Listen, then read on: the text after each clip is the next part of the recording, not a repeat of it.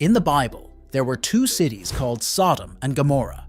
These cities were filled with people who made very bad choices and didn't listen to anyone, not even God.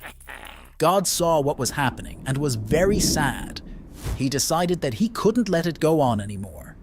But there was one good man named Lot who lived in Sodom with his family. God didn't want to hurt Lot because Lot always tried to do what was right. So God sent two angels disguised as men to Sodom. They went to Lot's house. Lot saw them and invited them in, being kind and hospitable. He didn't know they were angels at first, but he wanted to make sure they were safe in his city. But the people of Sodom saw these strangers and wanted to harm them. They surrounded Lot's house and demanded Lot to send the strangers out.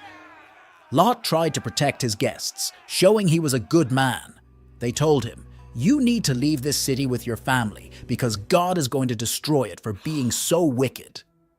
The angels told Lot to take his wife and two daughters and warned them to not look back once they left.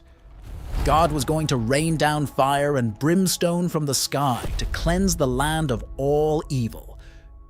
So Lot and his family ran away in the middle of the night.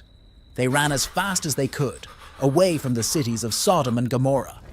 Behind them, the sky lit up as fire fell, burning everything in those cities to the ground.